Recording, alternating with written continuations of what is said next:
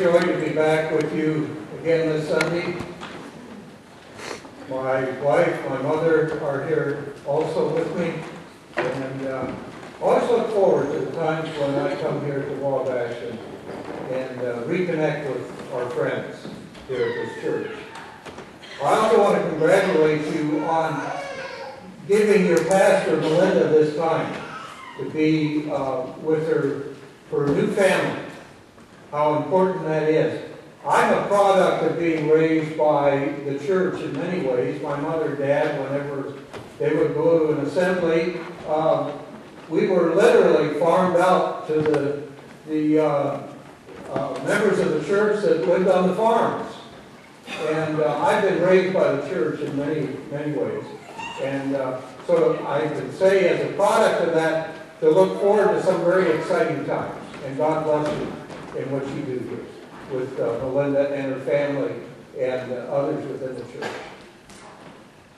Now I know that there's a lot going on today, so I'm going to try to keep this abbreviated. Those are famous last words, right? But let me ask this. Where do you first go in the Bible for your guidance? Where do you first go? Initially, where do you turn for guidance of leading your life between what's right and what's wrong? I tell you that I remember the very first day of one class in seminary.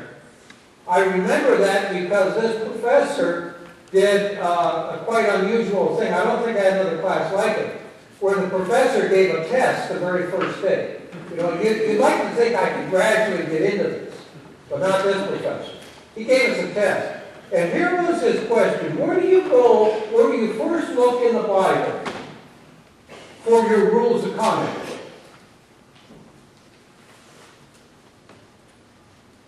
I remember all of us Master of Divinity students, Master of Theology students, whatever, the new modern day scribes, if you would, future religious leaders. We all said the Ten Commandments. We all did except one. You know, there's always one that changes occur. And this guy said the Sermon on the Mount, Matthew 5. And I thought, wow, you know, that makes a lot of sense. If we are Christian people called to be Christ-like, why not go to the source first? Why not go to the source first?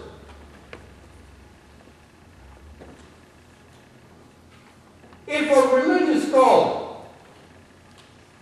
or if any one of us for that matter, were to say to Jesus, Jesus, which commandment is first? What do you think Jesus would say? Well, you see, there was this scribe that was hearing all this commotion. And I'm not sure Jesus was teaching as much as he was in a great conversation or debating with the religious authorities. And yes, we know from the New Testament accounts that at times they were trying to catch Jesus. We've all probably seen some debates lately. We know the heat of the debates. The scribe was saying to Jesus, where would you go? What is the first commandment? What's first of all? What's most important? And this is what Jesus said. Hear, O Israel, the Lord our God, the Lord is one. You shall love the Lord your God with all your heart, in other words, passion, and with all your soul, and with all your mind, intelligence. That's a great disciple stance, isn't it? Use your mind when you worship God. Use your mind when you read the Bible.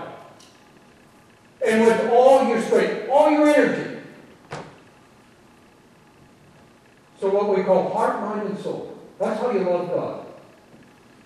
And the second is this, you shall love your neighbor as yourself.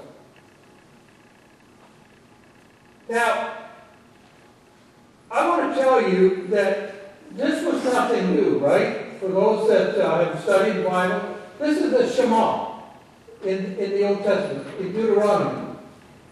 Shema. Hear, O Israel. But in this, there is a religious word that I want to try to dust off a bit this morning as part of it. And the word is hear. It's not H-E-R-E, hear, O Israel, but H-E-A-R. Listen. Listen, O Israel. The Lord our God is one. Alan Roxburgh, a church consultant from British Columbia in Canada, had come journeying down here to Indiana and had been with some of our disciple churches in this process that we call transformation. And that is, how in the world do we change to the point where we adapt to our neighborhood so that we are saying something in the 21st century to people who live around but somehow don't get into the church? How do we do that? And Alan Roxburgh said we need to begin by creating an environment of conversation among us within the community of faith. We need to be a listening people. And the reason we need to be listening is because that's where the Spirit of God is. It's among the people of God. And if we want to listen to God, we have to hear each other. Which can be a challenge at times, not to speak, but to be trusting and listening to one another. So the big question is, how do I love God, heart, mind, and soul? C.S. Lewis, in his book, The Problem with Pain, talks about those times when we have pain, and a tremendous amount of pain, to where that's when we listen to God. We want out of it. We want out of the pain. I work as not only regional elder, but also as a hospital chaplain at DeKalb Health. I work as a lead chaplain at DeKalb County Jail. And those people are focused when I go in. And no wonder they're focused. They want out. Both in the hospital and in the jail. They're focused. They're in pain. They want out. This is what C.S. Lewis wrote. He said, let him, God, but sheath the sword of misery for a moment, and I behave like a puppy. When the hated bath is over, I shake myself as dry as I can and race off to some manure heap. Or at least the nearest flower bed. I don't know about you, but I do that. When the pain is over, I get on with my life. So how do I love God, heart, mind, and soul? By stowing myself away in my own personal library of life. You know, one of the great truths of the Judeo-Christian faith is that we live out our faithfulness to God within human relationships. And that's why the question in the gospel, and who is my neighbor? You remember the great story that Jesus told in answer to that question? Story of the Good Samaritan?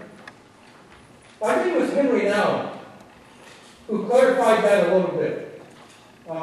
He took that parable and he said, my neighbor is the one who crosses the road for me. Who stops on the road, crosses it for my sake. That put a whole new perspective for me on who is my neighbor. A very positive one, a very helpful one. My neighbor is the one who crosses the road for my sake. It also put a challenge to me. Am I a neighbor who crosses the road for the sake of another?